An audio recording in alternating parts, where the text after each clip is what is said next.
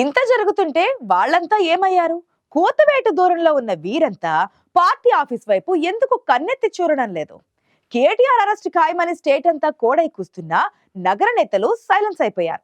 ఎక్కడెక్కడ నేతలు నందినగర్ ఇంటికి క్యూ కడితే నగర ఎమ్మెల్యేలు మాత్రం కనుచూపు మేరలో కనబడలేదు. ఇంతమంది ఉండి కూడా నామకే వాస్తేనా?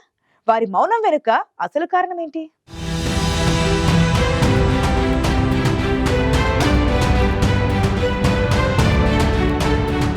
హైదరాబాద్ నగరం 2023లో గులాబీ పార్టీకి పెట్టని కోటగా మారింది.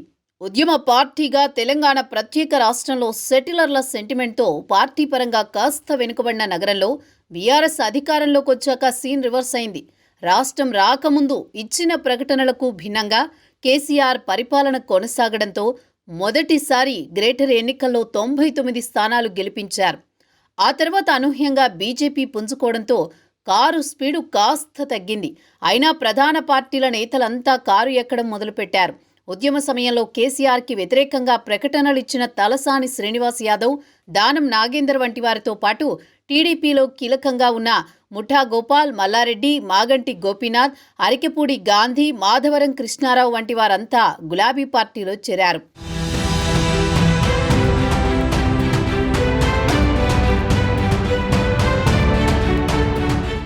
నేతల చేరికలతో తెలంగాణ వ్యాప్తంగా ఉద్యమ సమయంలో ఏర్పాటు చేసుకున్న బేస్ని తలదన్నేలా నగరంలో కూడా బీఆర్ఎస్ పార్టీ బలపడింది.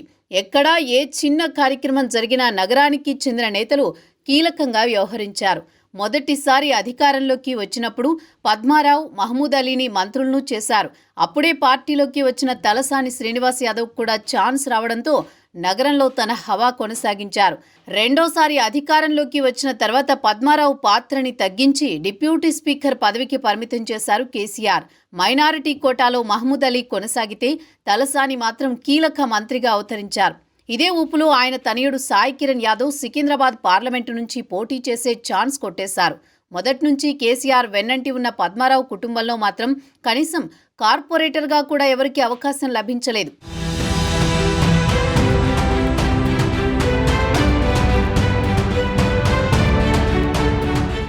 2023 ఎన్నికల్లో బీఆర్ఎస్ అధికారం కోల్పోయింది. పార్టీ బలంగా ఉన్న ఉత్తర తెలంగాణలో సీన్ రివర్స్ అయింది. అలాంటి సమయంలో బీఆర్ఎస్కి అండగా నిలిచింది గ్రేటర్ హైదరాబాద్. కారు పార్టీ గెలిచిన 39 స్థానాల్లో అత్యధిక స్థానాలు నగరం నుంచే. ఎన్నికల ఫలితాలు బీఆర్ఎస్కి షాక్ ఇస్తే హైదరాబాద్ మాత్రం ఆదుకుని మరో ఊహించని షాక్ ఇచ్చింది. రాష్ట్ర వ్యాప్తంగా కాంగ్రెస్ పార్టీ ఎంత భారీ మెజారిటీలు వచ్చాయో నగరంలో బీఆర్ఎస్ పార్టీకి అలాంటి ఆధిక్యాలే వచ్చాయి. కాంగ్రెస్ పార్టీకి గ్రేటర్ పరిధిలో ఒక్కటంటే ఒక్క సీటు కూడా రాలేదు. బీజేపీ, మజ్లీస్, బీఆర్ఎస్ తప్ప ముషీరాబాద్, అంబర్పేట్, సికింద్రాబాద్, సనత్ నగర్, ఖైరతాబాద్, జూబ్లీహిల్స్, కూకట్పల్లి, షేర్లింగంపల్లి, ఎల్బీనగర్, ఉప్పల్, మల్కాజ్గిరి, మేడ్చల్ ఇలా నగరంతో పాటు శివార్లోని పటాన్చెరు, మహేశ్వరం, రాజేంద్రనగర్, చేవెళ్ల నియోజకవర్గాలను కూడా గెలుచుకుంది గులాబీ దళం.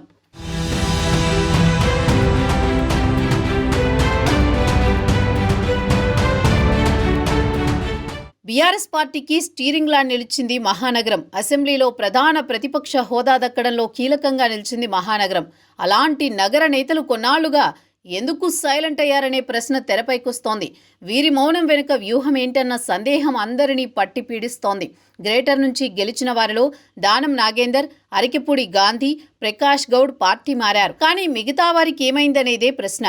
కేటీఆర్ని అరెస్ట్ చేస్తారని హడావుడి జరుగుతుంటే కనీసం పార్టీ కార్యాలయం వైపు కూడా రాని నేతలు ఎందరో ఉన్నారు.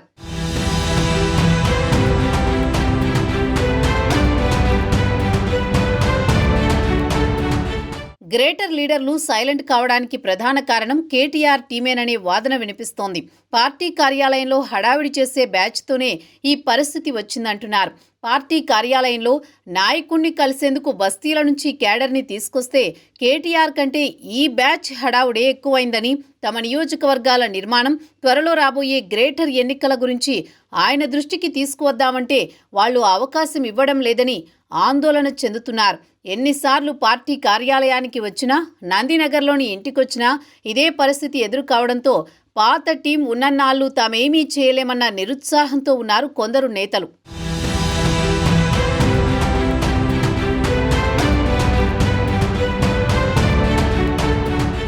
అగ్రనాయకత్వం చుట్టూ కంచెలా ఉన్న కొందరి వ్యవహార శైలే పార్టీతో గ్యాప్ పెంచుతోందన్న అభిప్రాయంతో ఉంది క్యాడర్ కూడా. పార్టీకి ఏదైనా అవసరం వస్తే జన సమీకరణ బాధ్యత మాత్రం మాకిస్తారు, స్టేజీలపైన ఆయన చుట్టూ మాత్రం అంతా వాళ్లేనన్నట్టు తయారైంది పరిస్థితి. కేటీఆర్ కోసం పార్టీ కార్యాలయానికి వస్తే మీడియా సమావేశాల్లో పక్కన కూర్చోబెట్టుకోవడం, కాన్వాయ్ కోసం వాహనాలను ఏర్పాటు చేయడం కోసమే అన్నట్లుంది కొందరు నాయకుల పరిస్థితి. రమ్మన్నప్పుడు రావాలి, చేయమన్న పని చేయాలి, మాట చెల్లనప్పుడు రావడమెందుకు? అదేదో జనంలో ఉంటే కాస్త గౌరవమన్నా పెరుగుతుందన్న అభిప్రాయంతో ఉన్నారు గ్రేటర్ గులాబీ నేతలు.